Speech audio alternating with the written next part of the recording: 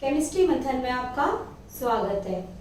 Last class में हम पढ़ रहे थे मानव पाचन तंत्र या ह्यूमन डाइजेस्टिव सिस्टम। तो देखो, ह्यूमन डाइजेस्टिव सिस्टम में हमने बताया था आपको कि पाचन तंत्र की क्रिया क्या होती है, यानी कि जटिल कार्बनिक पदार्थों को सरल कार्बनिक पदार्थों में जिस सिस्टम के द्वारा चेंज किया जाता है उसे क्या कहते हैं, पाचन तंत्र कहते हैं। उसके अलावा देखो, मैंने आपको बताया था कि जो पाचन तंत्र में कौन कौन से पार्ट होते हैं वो पार्टिसिपेट करते हैं या भाग लेते हैं। तो बॉडी के कौन कौन से पार्ट भाग लेते हैं, एक तो अंग भाग लेते हैं और एक ग्रंथियां भाग लेती हैं। ठीक है, अंगों के बारे में मैंने आपको डिस्कस किया था, कौन कौन से अंग हैं जो पाचन तंत्र में भाग लेते हैं या पार्टिसिपेट करते हैं। एक तो होता है मुंह, होता है मुख, जिसे बक्कल कैविटी कहते हैं, मुख गुहा बक्कल कैविटी। सेकंड होता है आपका फेरिंग्स या ग्रसनी, उसके बाद में ग्रसिका, थर्ड।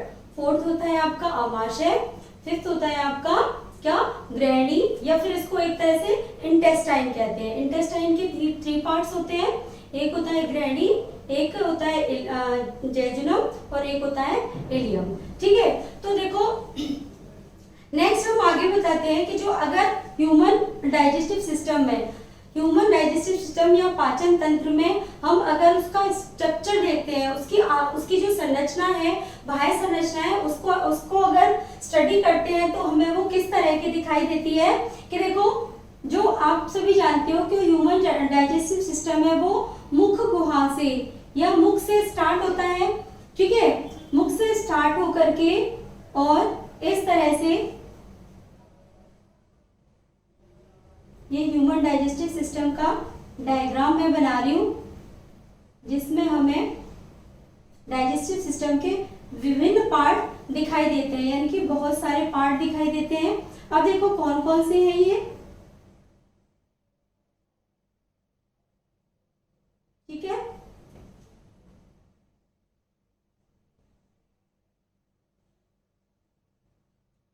ये ह्यूमन डाइजेस्टिव सिस्टम है, इसका स्ट्रक्चर है, जिसमें हम देखेंगे कि उसके कौन कौन से पार्ट हैं और उसके अलावा वो पार्ट किस किस तरह से कहां कहां पर व्यवस्थित हैं या सिचुएटेड है। ठीक है,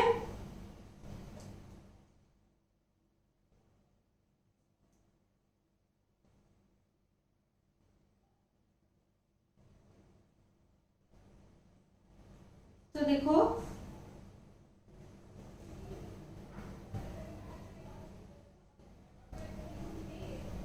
ये स्ट्रक्चर हो गया ह्यूमन डाइजेस्टिव सिस्टम का। ठीक है, अब देखिए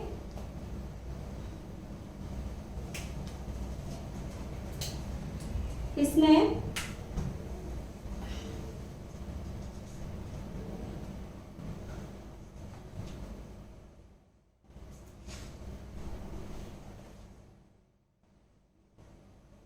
ये इस तरह से ह्यूमन डाइजेस्टिव सिस्टम का पार्ट हो गया।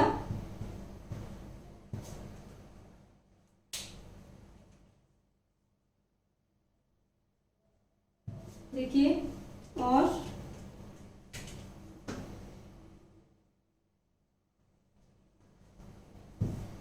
ठीक है,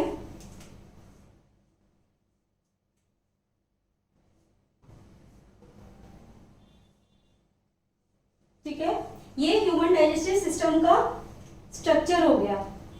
अब देखिए इसमें ह्यूमन डाइजेस्टिव सिस्टम कहाँ से, पाचन तंत्र जो है वो कहाँ से पाचन स्टार्ट होता है।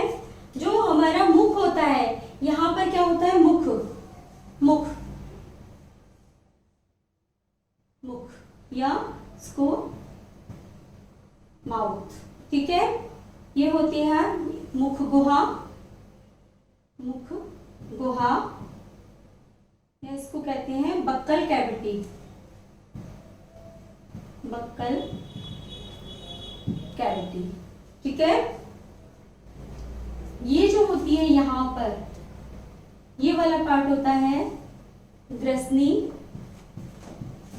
ग्रसनी, इसको कहते हैं फेरिंग्स, फेरिंग्स। ओके, ये वाला पार्ट है वो है ग्रसिका या ग्रासनाल भी बोलते हैं इसको, ग्रसिका या ग्रासनाल, या इसको कहते हैं ईसोफेगस।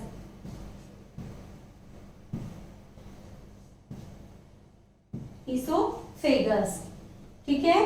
ये वाला पार्ट है, ये है आपका आमाशय, आमाशय या स्टमक, ठीक है। ये वाला पार्ट है आपका यकृत,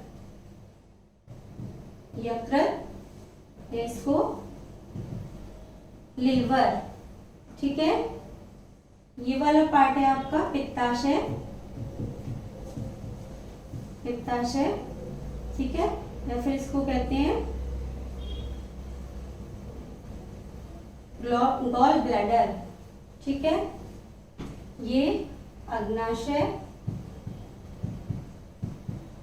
अग्नाशय या पैंक्रियास, ठीक है। और ये है, ये आंत्र या इसको कहेंगे ग्रहणी,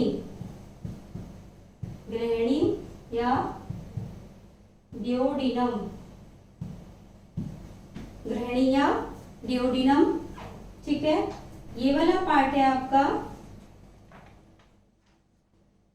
जेजुनम, जेजुनम, ठीक है। और ये वाला पार्ट है आपका इलियम, इलियम, ठीक है। इलियम के अंदर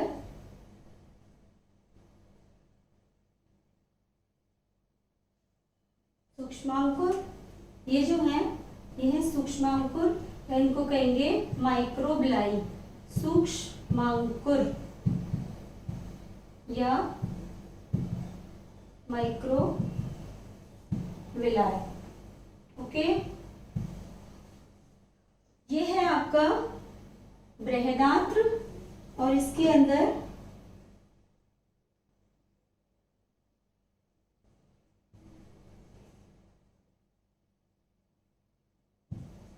ठीक है, ये है बृहदांत्र और बृहदांत्र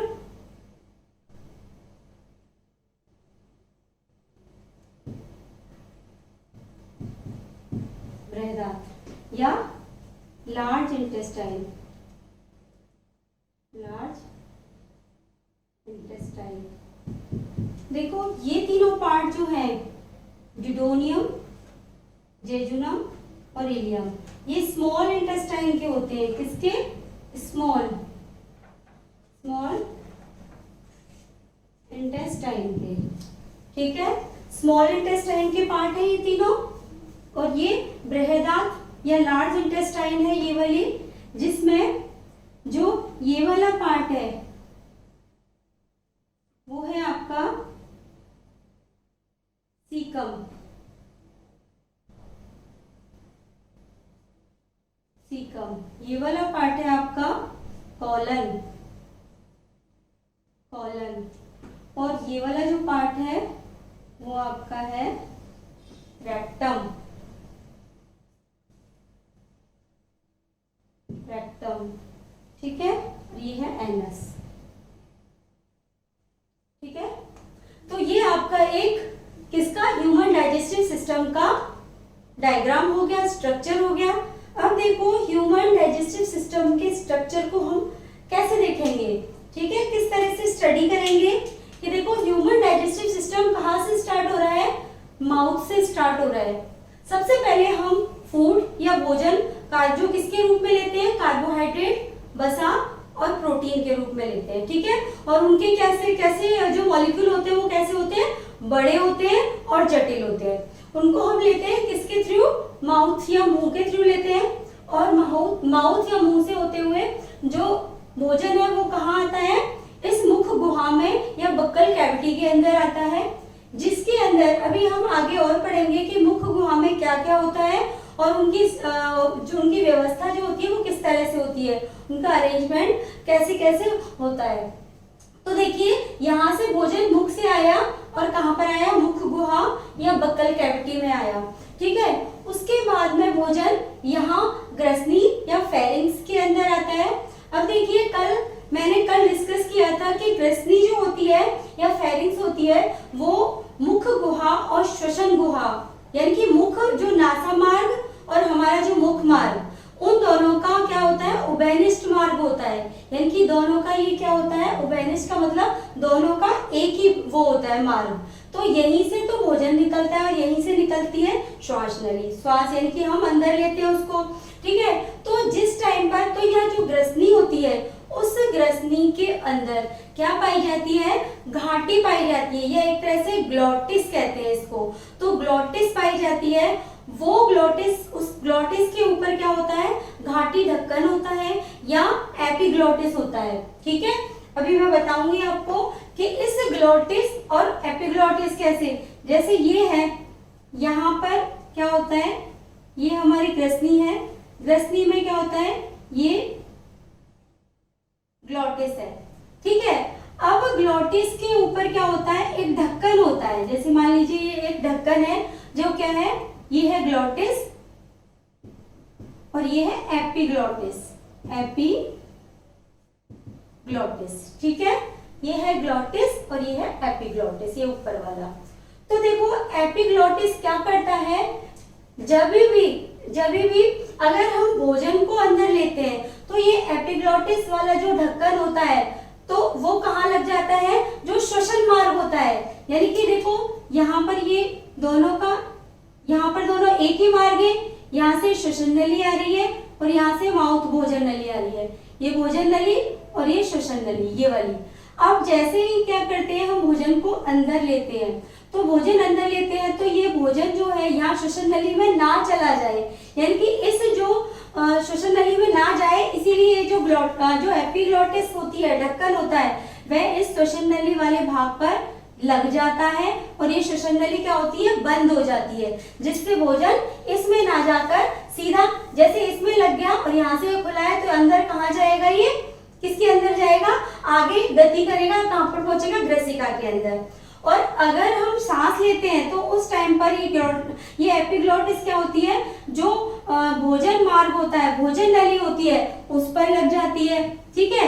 तो भोजन नली पर लगने की वजह से क्या होता है, जैसे ये भोजन नली है, आपको पता है यहाँ फेफड़े होते हैं, तो ठीक है, भोजन नली यानी कि हमारी आहार नाल जो होती है, आहार नाल से ऊपर की साइड में, अधर भाग में क्या होता है, हमारे फेफड़े होते हैं और फेफड़ों की नली होती है। तो उस फेफड़ों की नली या ट्यूब के अंदर ये एपिग्लोटिस क्या करती है, जो भोजन होता है उसको नहीं जाने देती है, ठीक है।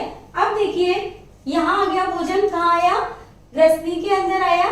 ग्रसनी के अंदर एपिग्लोटिस कहाँ पर लगी, जब ग्रसनी में आएगा तो एपिग्लोटिस का ढक्कन कहाँ लग जाएगा, श्वसन मार्ग पर ढक जाएगा, जिससे भोजन आसानी से कहाँ पहुंच जाएगा, ग्रसिका के अंदर पहुंच जाएगा, ठीक है।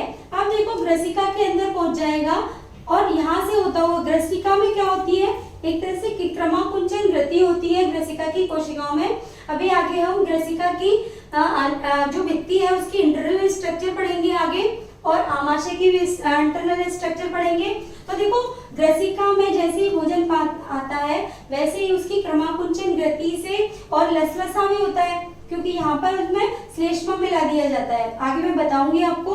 तो देखो यहाँ आता है भोजन, कहाँ पर, यहाँ पर एक स्पिंक्टर लगा होता है ग्रसिका और आमाशय के मध्य भाग पर, जहाँ पर ग्रसिका और आमाशय जुड़े हुए रहते हैं, वहां पर एक स्पिंक्टर लगा रहता है या अवरोधनी लगी रहती है।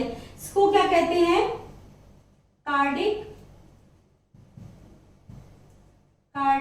अवरोधनी, या इसको कहते हैं कार्डिक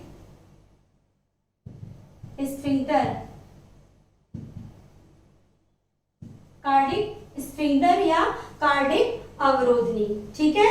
अब देखो यहाँ से भोजन आएगा, फूड आएगा, आकर के कहाँ आएगा, आमाशय में आएगा। ये अवरोधनी क्या काम करती है, भोजन को आमाशय में तो आने देती है, लेकिन आमाशय को वापस इस ग्रसिका में नहीं जाने देती है। तो देखो आमाशय के अंदर आया भोजन, आमाशय के अंदर आने पर यहाँ आमाशय के अंदर क्या है, 3 पार्ट्स होते हैं, ठीक है। एक होता है कार्डिक, एक होता है फंडस और एक होता है पाइलोरिक, ठीक है। आगे मैं पढ़ाऊंगी जब आमाशय की स्ट्रक्चर बताऊंगी आपको अलग से और आमाशय के कार्य बताऊंगी। तो देखो इसमें कार्डिक, फंडस और पाइलोरिक 3 भाग होते हैं आमाशय के, और यहाँ पर क्या पाई जाती है, आमाशय और ग्रहणी के बीच में एक अन्य अवरोधनी पाई जाती है जिसको क्या कहते हैं, पाइलोरिक अवरोधनी। कौन सी, क्या होती है ये, पाइलोरिक अवरोधनी या पाइलोरिक स्फिंक्टर,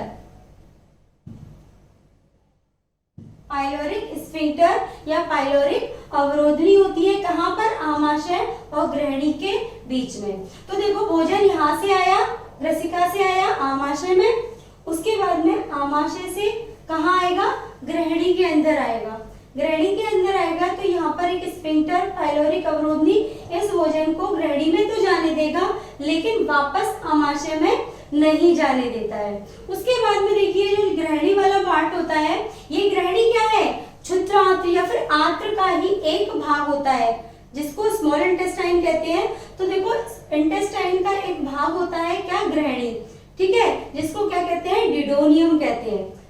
ये ग्रहणी वाला पार्ट, इस ग्रहणी वाले पार्ट से ही कौन जुड़ा रहता है, एक तो यकृत जुड़ा रहता है और एक आमाशय जुड़ा हुआ रहता है। तो देखो यकृत जो होता है, ये यकृत आपको पता है यकृत क्या है, अभी मैंने किसमें डिस्कस किया था यकृत के बारे में, किसमें, ग्रंथियों के बारे में। तो ग्रंथियों में यकृत के बारे में बताया था मैंने कि यकृत जो है वो क्या है, एक ग्रंथि है जो क्या करती है, पाचन क्रिया में सहायक होती है। तो यकृत आगे हम स्टडी करेंगे कि यकृत जिसका स्राव करता है वह क्या होता है, पित्तरस, ठीक है, या फिर इसको बाइल जूस कहते हैं। तो बाइल जूस का जो सिक्रीशन है, श्रावण है, वो कौन करता है, यकृत या लीवर करता है, और वो कलेक्ट कहाँ पर होता है, इसके गॉल ब्लैडर के अंदर। ये क्या है, गॉल ब्लैडर या पित्ताशय जिसको कहते हैं। तो बाइल जूस का जो कलेक्शन सिक्रीशन है वो किसके द्वारा होता है, यकृत के द्वारा या लीवर के द्वारा, और इसका जो कलेक्शन है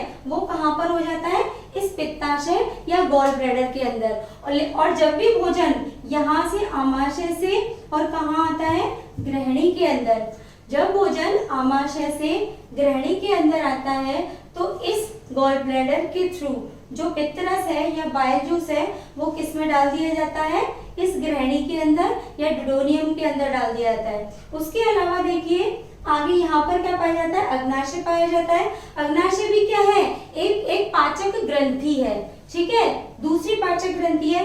फर्स्ट जो सबसे बड़ी पाचक ग्रंथि है वो कौन सी है, हमारे शरीर की या ह्यूमन बॉडी की, वो है यकृत ग्रंथि या लीवर ग्लैंड। और सेकंड नंबर की जो डाइजेस्टिव ग्लैंड है वो कौन सी है, अग्नाशय ग्रंथि या पैंक्रियास ग्लैंड, ठीक है।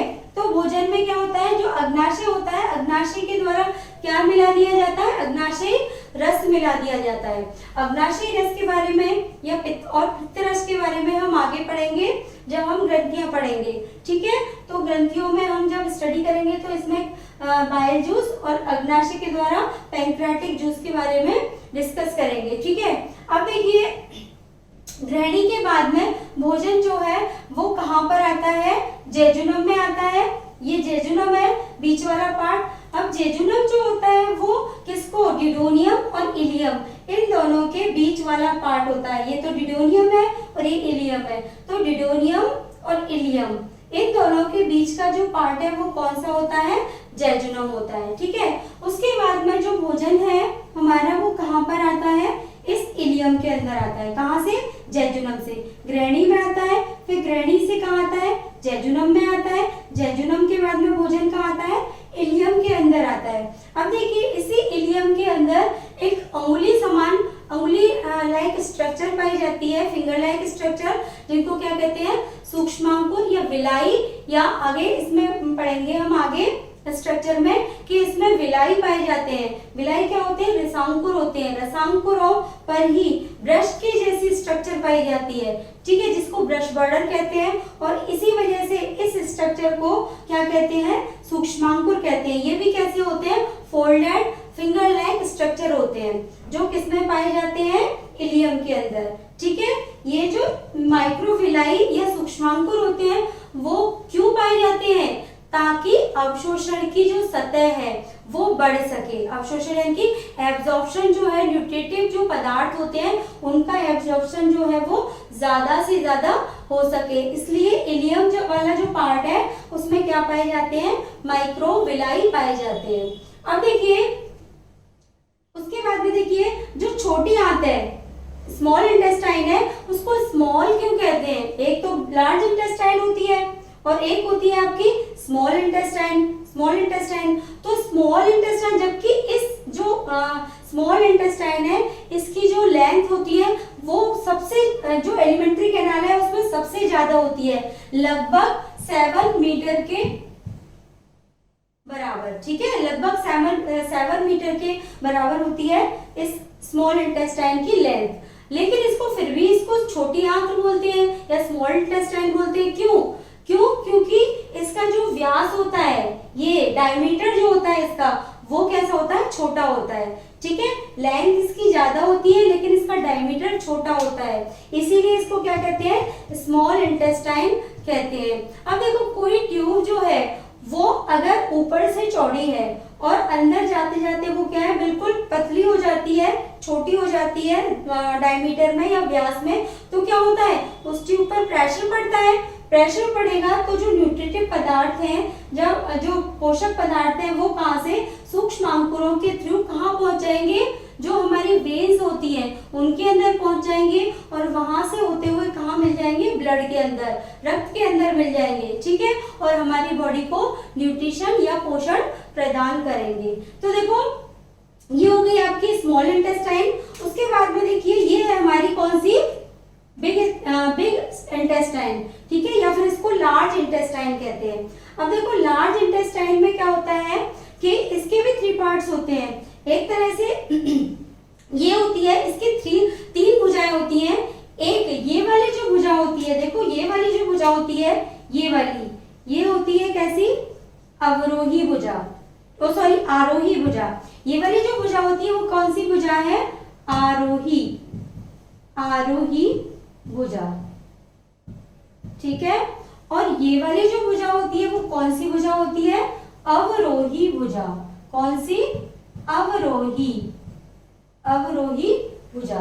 ठीक है, उसके अलावा ये वाली जो भुजा होती है, ये वाला पार्ट होता है वो कौन सा होता है, ट्रांसफर या अनुप्रस्थ, अनुप्रस्थ, अनुप्रस्थ वाला पार्ट। ठीक है, तो इसके 3 पार्ट हो गए लार्ज इंटेस्टाइन के। कौन कौन से हो गए, एक हो गई आपकी आरोही, एक हो गया अनुप्रस्थ और एक हो गई अवरोही। ठीक है, उसके अलावा देखो ये जो बिग इंटेस्टाइन है या लार्ज इंटेस्टाइन है, ये क्या होती है, इसका जो ये वाला पार्ट होता है, ये वाला, ये क्या होता है, ये कौन सा पार्ट होता है, जो कि किसको एक तरह से कॉलन, कॉलन और क्या होती है यहाँ पर, ये क्या होती है आपकी इलियम, ये इलियम होती है, ये कॉलन होती है। कॉलन और इलियम के बीच वाला पार्ट होता है, क्या होता है, सीकम। ठीक है, जो कि किसको जोड़ता है, स्मॉल इंटेस्टाइन को और लार्ज इंटेस्टाइन को। उसके बाद देखिए भोजन जो है यहाँ से होता हुआ कॉलन में जाता है और कॉलन से होता हुआ कहाँ पर पहुंच जाता है, यहाँ पर रेक्टम में पहुंचता है। और रेक्टम के बाद में, रेक्टम या इसको मलद्वार और इसको एनस कहते हैं, गुदाद्वार कहते हैं। एनस के थ्रू ये जो है वो बाहर निकल जाता है। तो देखिए भोजन कहाँ से, मुख गुहा से स्टार्ट हुआ, ठीक है, और कहाँ पर उत्सर्जित कहाँ पर हुआ, एनस के थ्रू हुआ या गुदाद्वार या मलद्वार के द्वारा उसको उत्सर्जित कर दिया गया। ठीक है, तो भोजन मुख गुहा से, भोजन का पाचन मुख गुहा से प्रारंभ होकर भिन्न भिन्न अंगों से गुजरता हुआ, भिन्न भिन्न अंगों से गुजरता हुआ कहाँ पर पहुंच जाता है, एनस में पहुंच जाता है और उसके बाद में उसे बाहर उत्सर्जित कर दिया जाता है। ठीक है, अगर देखो ये जो बड़ी इंटेस्टाइन है, बड़ी इंटेस्टाइन को लार्ज क्यों कहते हैं? क्योंकि इसका जो व्यास है वो कैसा होता है? बड़ा होता है। इसकी लेंथ तो छोटी, जो स्मॉल इंटेस्टाइन या छोटी आंत होती है उससे कम होती है लेंथ तो, लेकिन इसका जो डायमीटर होता है, व्यास होता है, वो चौड़ा होता है, चौड़ी होती है ये, इसलिए इसको लार्ज इंटेस्टाइन कहा जाता है। अब देखो जो लार्ज इंटेस्टाइन है, इससे देखो एक अवशेषी नलिका निकलती है, यहाँ पर अवशेषी अंग होता है जिसको क्या कहते हैं? एक अंगुली जैसी स्ट्रक्चर निकली हुई रहती है, इसको क्या कहते हैं? परिशेषिका, या क्या कहेंगे? वर्मीफॉर्म अपेंडिक्स या परिशेषिका, ठीक है, कृमि रूपी परिशेषिका, ठीक है, कृमि रूपी परिशेषिका, परिशेषिका, या फिर इसको क्या कहेंगे? Vermiform appendix, vermiform appendix.